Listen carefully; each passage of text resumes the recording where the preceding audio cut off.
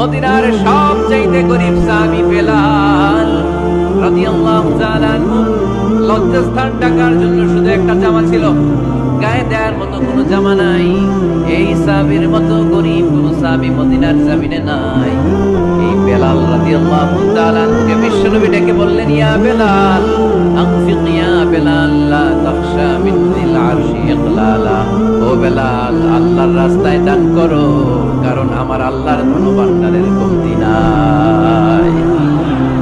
সাইয়েদনা বেলাল রাদিয়াল্লাহু তাআলা সবচেয়ে গরীব, শুনতেছেন, বুঝতেছেন? সবচেয়ে গরীব।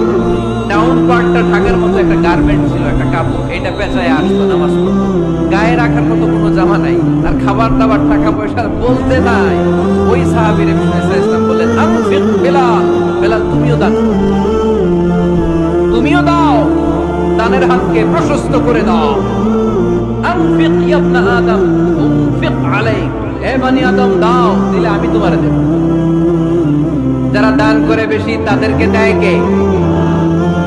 দিলেই আসবে, না দিলে আসে না। আপনি দেন, দেখবেন আসতে শুরু করছে। এটাই সিস্টেম, দিলে কমে না, না দিলে কমে। সুবহানাল্লাহ পড়ে।